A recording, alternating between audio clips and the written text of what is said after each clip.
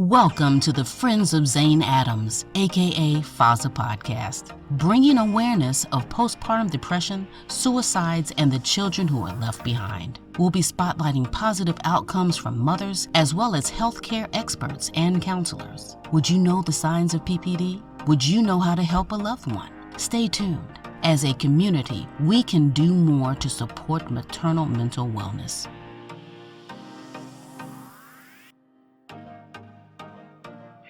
Greetings, FOZA fans.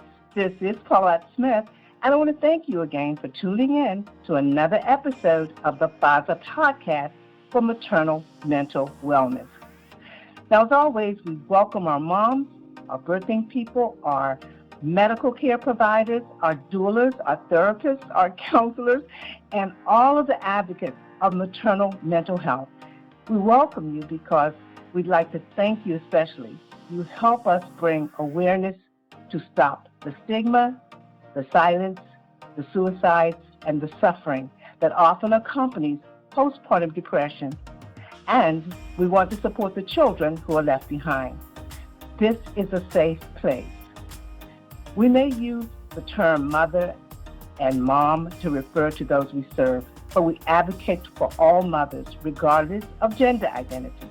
Topics we discuss sometimes may trigger some of you, and we don't want to do that. If you're experiencing an emergency, we want you to know that the National Suicide Prevention Lifeline is much easier to reach now, and it's standing by. Just dial 988. And also, the National Maternal Mental Health Hotline is available at 833-943-5746. We hope you'll be able to stay with us for the entire broadcast, because today we're taking a sidestep from our focus on journaling for less stress. We were talking about journaling, and we're going to do a series, we're going to continue our series on that. But today we want to dive into an issue that can serve all of us from the ground level, and that's legislation, meaning the preparing, enacting of laws by local, state, or national legislators. And that these laws can affect the very existence of programs and services for birthing people and for the entire community. So today, we're grateful to have with us Kyleigh Wegener. Now, Kyleigh is an advocate for maternal wellness. She's a mother, a wife, and she works with legislators to address maternal mental health issues. She's the member of several organizations geared to support moms in the community. Now, Kyleigh holds a BA in Public Relations and Image Management. And we here at FOZA, we are really excited to have her because we have the good fortune of having her as a volunteer and an online communications amplifier for our organization, Friends of Zane Adams. Now, Kyleigh's just returning from the 2022 Mom Congress Convention that was held in our nation's capital September 18th through the 20th. And for those of you who may not be familiar with Mom Congress, it's a policy organization for moms in the U.S. It's a mother's membership organization that's addressing the most pressing policy issues of motherhood, including what we call the mother load. That's referring to the stress that U.S. mothers carry at a higher rate than other developed countries. Now, like I said, Kylie's back from the convention, and she's bubbling over with news from the event agenda, along with her own personal encounters of what it was like to network with Mom Congress members and other influential leaders on Capitol Hill. So I just want to say greetings, Kyleigh, and welcome to the FOZA podcast. Hello, thank you so much for having me. I am so excited. I'm really looking forward to talking about everything that I learned and, sharing some information. Well, we're just so happy to have you here. I told you that I personally have been following your posts. I know that you have people who also have the same care you do that are following you, but I followed your posts on LinkedIn, and I'm really glad that you could take a few moments to come and bring us some highlights. So I'd like for you to jump right in with whatever you want, however you want to, and whatever alignment you might have found at the convention with regards to maternal mental wellness. Yeah, so I guess I'm going to start at the very beginning of what led me to even want to join Mom Congress. I have two daughters. My oldest daughter is 6, and my youngest is 3. And after I had my youngest daughter, I developed severe postpartum depression and anxiety. I struggled with it. Honestly, I would say that it took the full 3 years since I've had my daughter to feel the most like my old self that I have since I walked into that hospital to deliver her. So I really struggled with it. I ended up, I took 6 weeks off of work, and then I was able to swing an extra 2 weeks to stay home because I realized my postpartum depression was just like so bad. But on my way to work, I had my first panic attack. I didn't know what was happening to me. I thought I was dying. And then I went and I talked to my midwife, who told me that luckily 1 hour away from where I lived, we had a mental health psychiatric urgent care. And while I was there, they told me about they were one of three partial hospitalization programs for moms with postpartum depression and anxiety. And I truly credit that. I was there for like 10 days.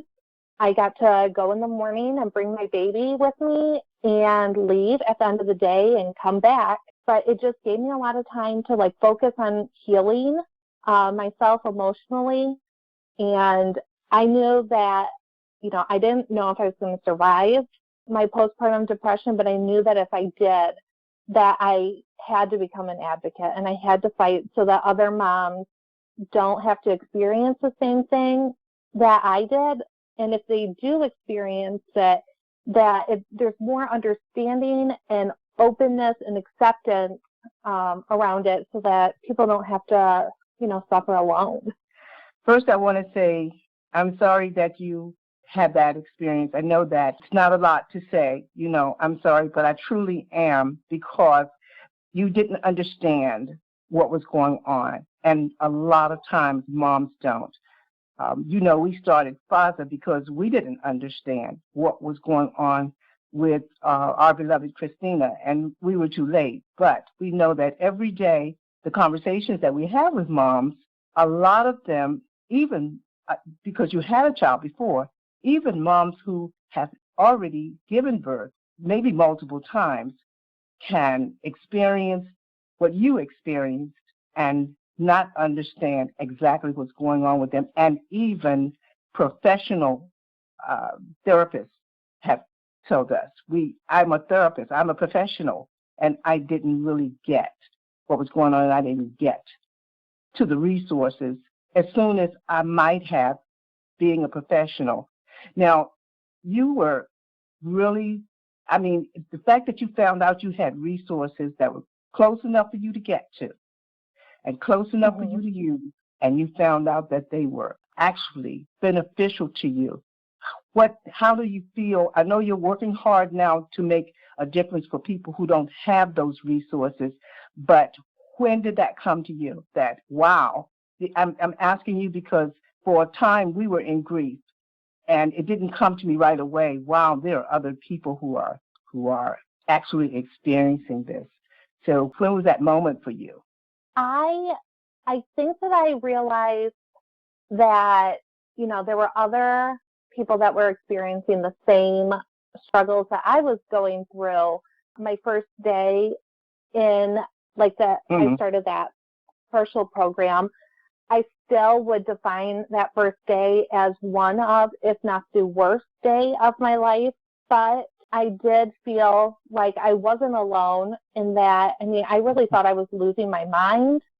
And unfortunately, I had a little bit of stigma against the program initially, because I'm like, I don't know. I feel like when a lot of moms try to get help for their mental health when they are in the postpartum period, especially, you get put in with the regular psychiatric inpatient programs, and you're in there with addicts, which that's fine, but we're not struggling with the same thing. Or you get put in with people who have like the severe mental health issues that could be better served at like a state hospital that is like good, but those just don't exist anymore. So you often don't get the care, and I feel like it adds to the trauma of your experience. I actually had a friend that I met at Mom Congress last week who talked about that. And it was more damaging for her to go inpatient for a couple of days to try to save her life than she ever could have imagined. And I was like, yeah, I had that realization. But the other realization that I had while I was sitting in there was that even though, like I said, that was one of the worst days of my entire life, I still recognized the privilege and luck that I had to be able to go to that program. I mean, my family accepted it. My husband was supportive. I had health insurance through, I worked at the time for a large nonprofit. And, so I had good insurance. I ended up getting short-term disability, and my boss and coworkers were very supportive and understanding. But I understand that I am not the norm. So I want to fight so that my story eventually becomes just the worst case scenario instead of the best case scenario. Wow. Well, I want you to give yourself a lot of credit as well, because you actually did it. Sometimes moms stop right at the stigma. They just don't go through the door. They just feel like it's a really heavy load on them. And they might also have concerns, other concerns, maybe concerns about their children at home, and maybe they don't have the support at home, but they really don't push through because the stigma stops them before they even ask for help or try to get help. And so I congratulate you, and I really kind of honor you for doing it. You got to a point where you can help others, but you got there by helping yourself, by taking the first step. Well, thank you. I really appreciate that. That's something that I'm still working on, accepting and believing about myself in therapy. So that's nice to hear from another person than just my therapist. Well, keep going in the direction you're going in, because, and I personally adore you, and I think that you are a strong and wonderful woman. And when you look in the mirror at that smile that everyone's going to see when they start getting to know you a little bit better in the FOZA audience, they are going to say, yeah, you are okay, because that smile in itself is enough to brighten up everything. The smile and the voice. So I wanted to talk a little bit more about how you feel it's important for the awareness of moms' voices to be heard. Just bringing that forward, the voices of moms. Yeah, so it's something that needs to be a lot more important than what it is. And moms are often, we take on all of all of the emotional responsibilities, everything with raising our family. I have a wonderful husband, but still the mental load of being a mom is hard. I don't often ask for help until I desperately need it. And I just feel like I need to share when I am struggling, because I feel like I am a fairly successful woman. I feel like I need to share that even I struggle, so that people, my peers, can see yeah, that's okay to struggle. And so that hopefully we can get the people in power to start listening to moms and what we need, instead of continuing to put more and more expectations on us as moms. It's a lot. We should just have to worry about raising our family, not, adding on all of the external stressors that come from not having, access to affordable childcare, or not having access to healthcare providers in your area. And we got to speak up and we got to be loud. We got to use our mom voice. Absolutely.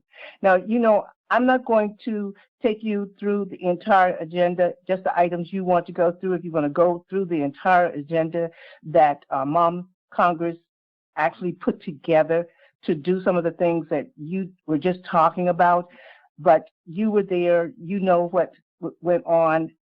What were some of the top things on the agenda that you might want to share with our audience? So first of all, I want to share that I want everybody listening to come to the convention next year with me. You don't need any experience in politics. You get trained on the bills that we're talking about. You have a leader that's going to take you to like these meetings with the legislative staffers, because you very rarely get to meet with the actual congressperson or senator. You're usually meeting with a member of their staff, but it is very easy. And luckily, a large part of what you're going to say is like sharing your own personal story, and nobody knows that better than you.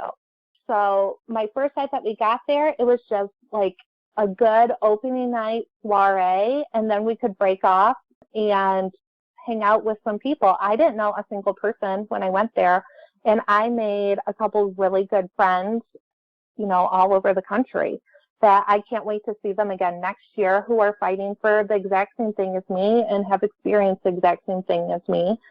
Right. And in the meantime, you stay together through camaraderie and keeping your advocacy together with online events. And if a mom can't actually make it there physically, she could still be a part of what's going on.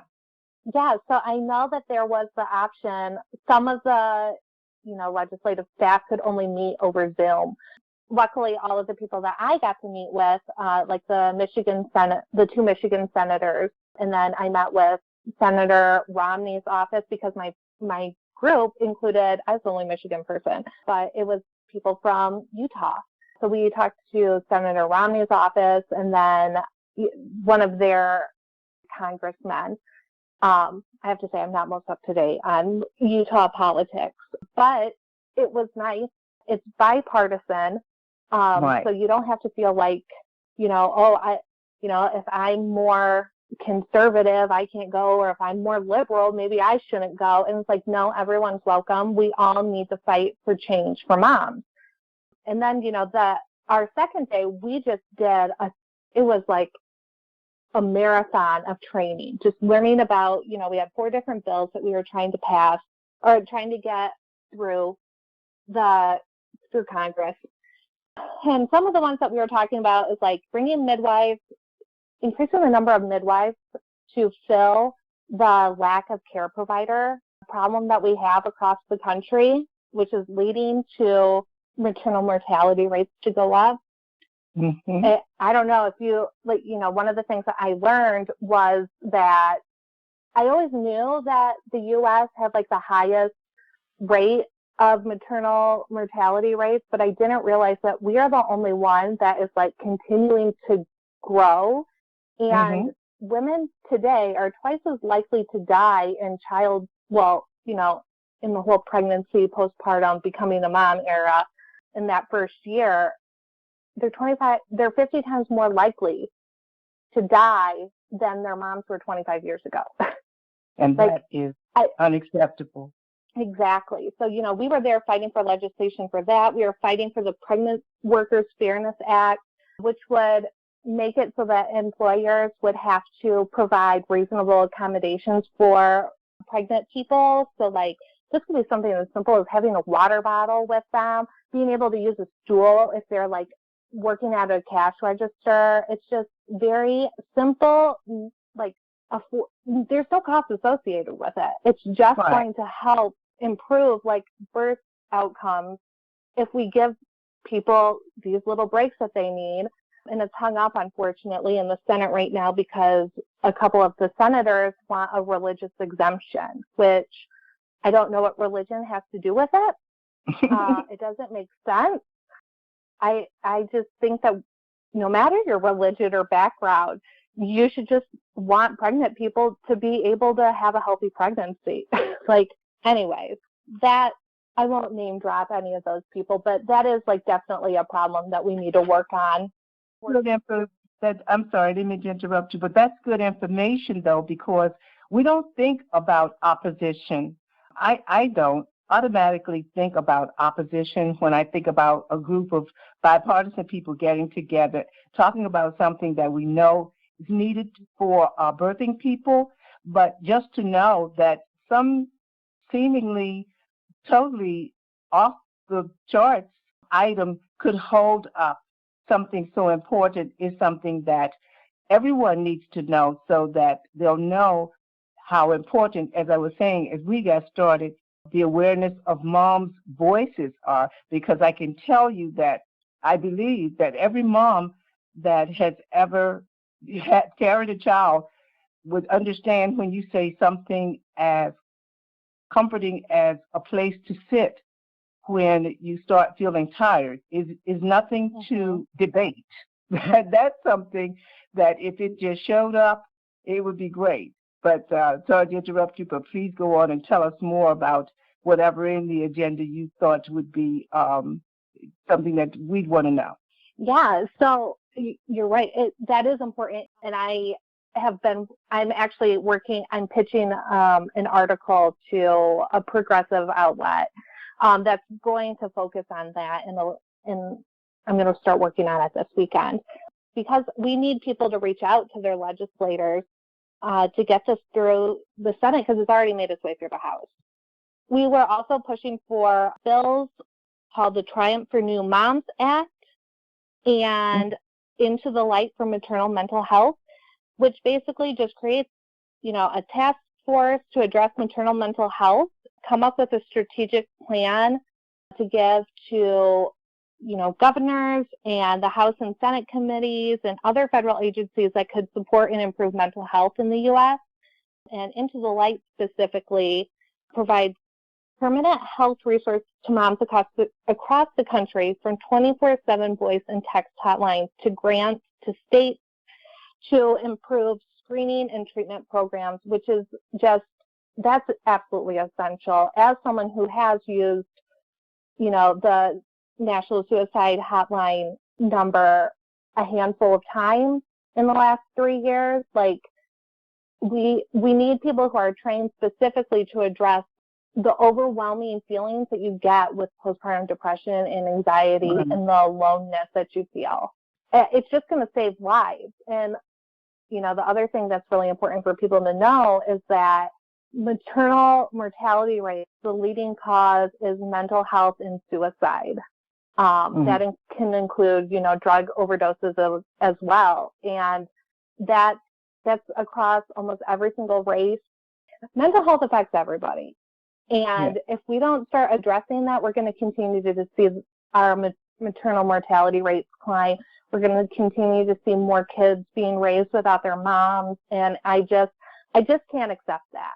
So I'm going to fight so that I don't have to, and no one else has to accept that as being a mom in America. Absolutely. One of the main things I have heard over and over again from 2020 moms and from Mom Congress is just what you're saying, the fight to have as few families feel that pain, feel that suffering as possible.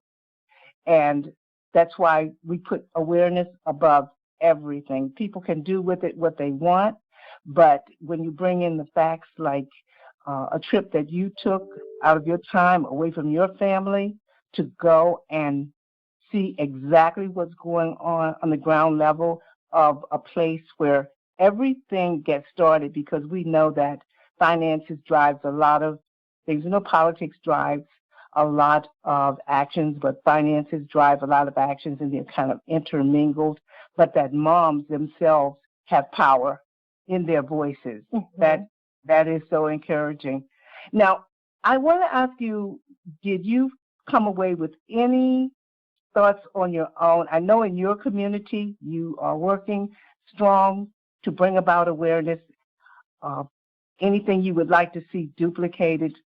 I know it's not overnight. I know it's going to take time, but anything you would like to see duplicated throughout communities, using small organizations like FOZA Inc., because a 2020 Mom is larger, and Postpartum Support International is even larger, but the small grassroots organizations have a part to play. What would you suggest we do to keep the drum or keep the sound coming from the drum, or keep ourselves solidly in place and on target for awareness?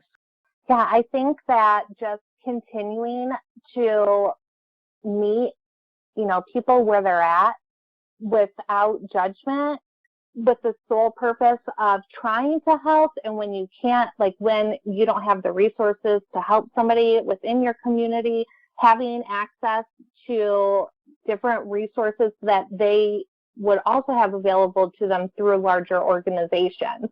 I feel like, a lot of the advocacy stuff that we're working on in the legislation is going to be from most likely a one-size-fits-all approach, whereas not every community has the same needs. Like some communities, they might be struggling with, I know a lot in like rural areas, large meth problems, but that's not the same issue maybe in an urban setting.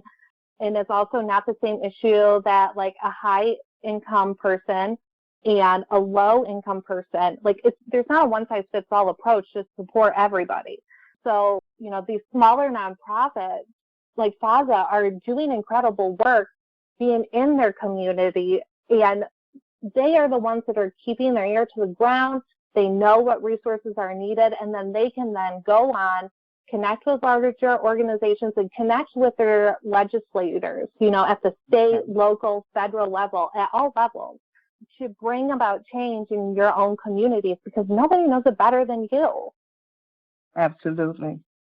I'm gonna share something that occurred personally with me just a few days ago. I knew we were preparing for this podcast, and ever since we started FOZA, I've been particularly interested in my small area. I'm in a community of about 90,000, and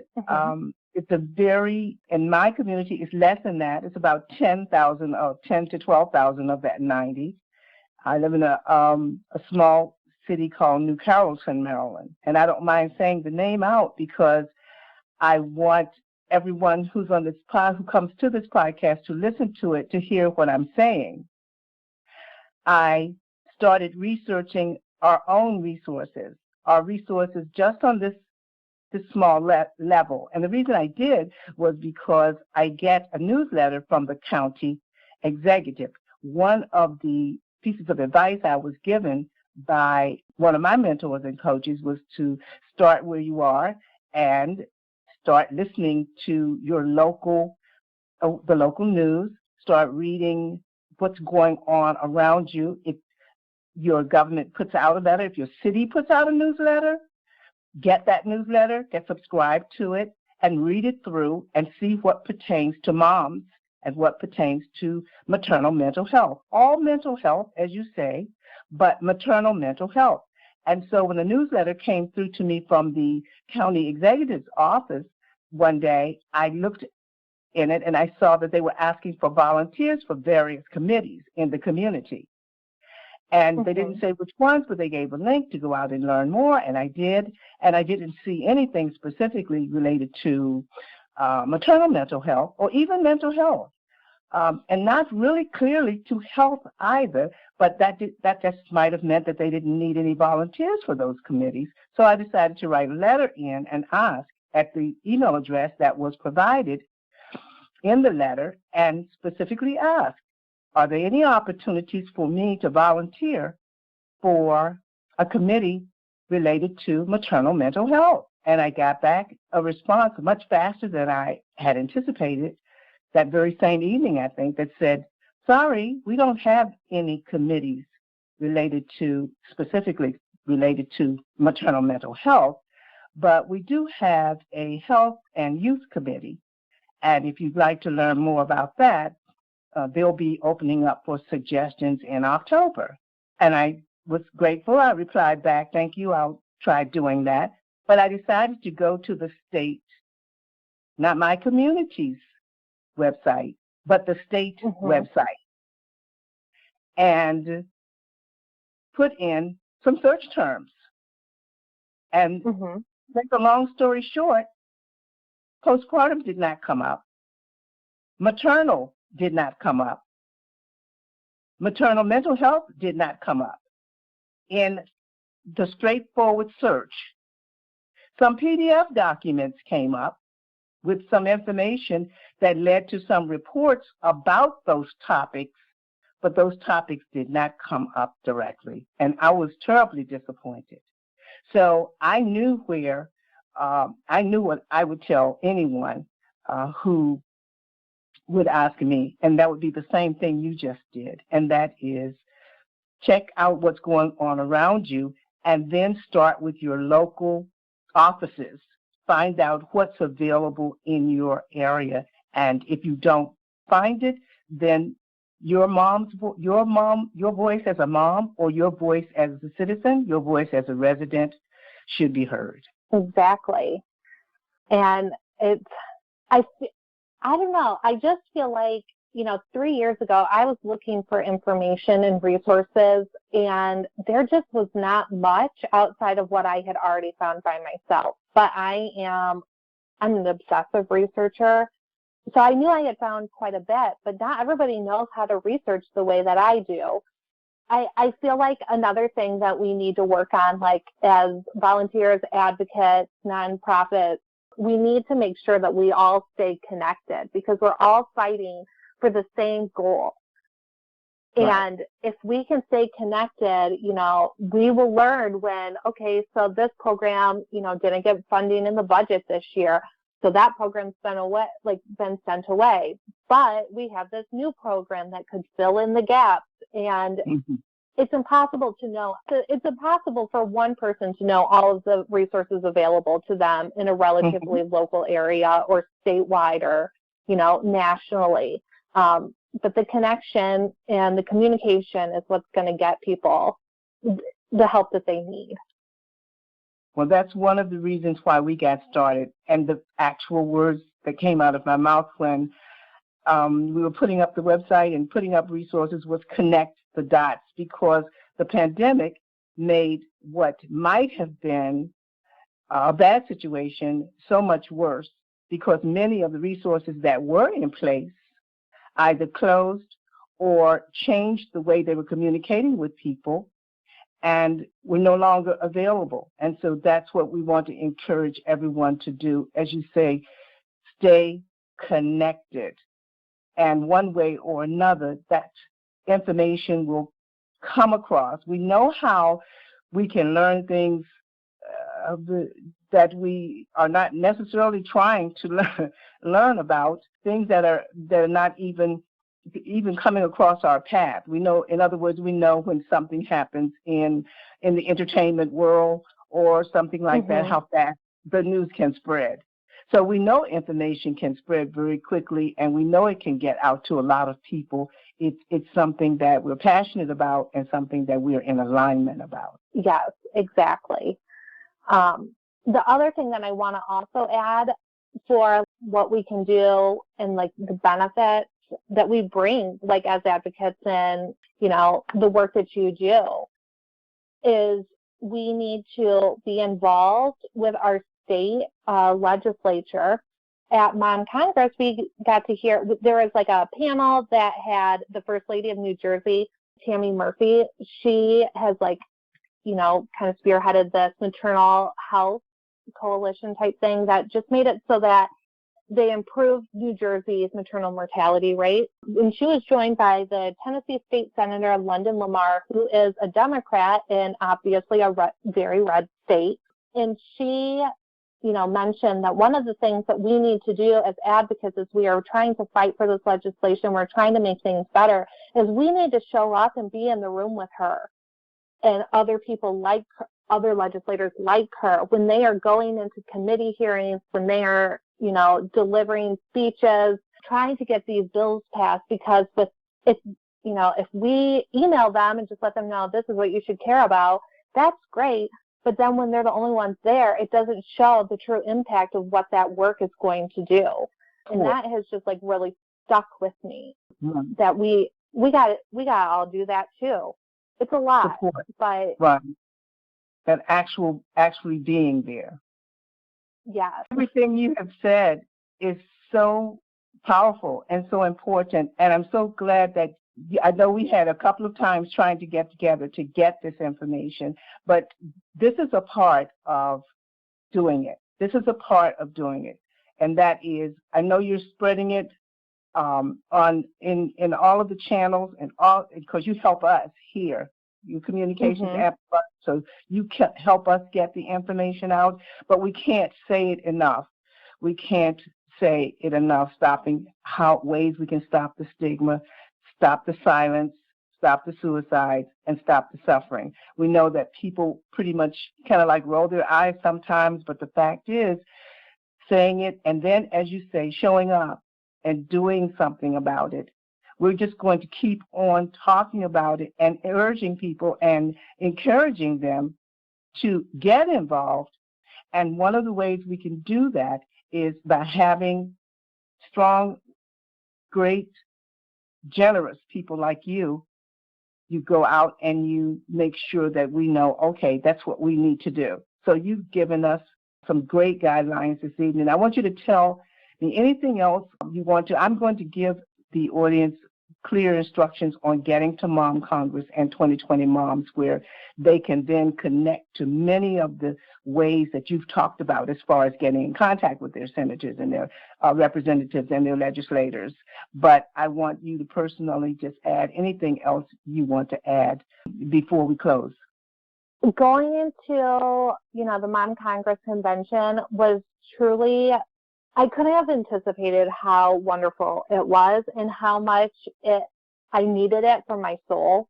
I really just encourage you, don't be afraid. Come next year, connect with us. Everyone's so welcoming. Everyone has different backgrounds, but at the end of the day, we're all fighting for the same thing. So please come next year, because I would love to see all of you, and I'd love to not be the only person from Michigan that attends. Oh, I bet you won't. Because we're going to try to spread the word far and wide. And before you leave, I also want to thank you personally for the strength you bring to our organization. And just having your circle, and the fact that you're long distance from me really doesn't matter. I feel as if you're right next door. And now that we're connected and our circles are connected, I know that it's going to be a help for what you're trying to do, bring awareness to your community, and what we're trying to do, bring communications and more awareness to every community in the nation. And without a doubt that we're going to be following you closely, and you're going to be coming back so that you could keep us informed, because you're our connection. We're not going to make you the only connection, but we're definitely, you know how it is, once you can't unknow something, and we know what you do. So we know when that word even comes up, advocate, awareness, legislation, we know that your name's going to come up right behind it. We just want to make sure that more than your name comes up, that a whole community of names come up, okay? Yes, that sounds amazing, because I'm just one volunteer. We need a whole bunch of us. And thank you so much for all of the work that you do. I know that you went through a very terrible experience. The fact that you have turned it into something as big as FOZA is it's amazing. So thank you so much for everything. I appreciate that, but I certainly, it's only because of people like you. I certainly don't do it alone. I don't do anything.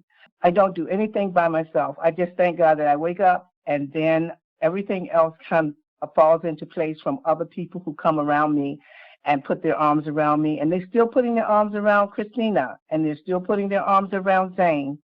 So once again, I want to thank you, Kyleigh, for coming on with us. And I want the audience to take this to heart.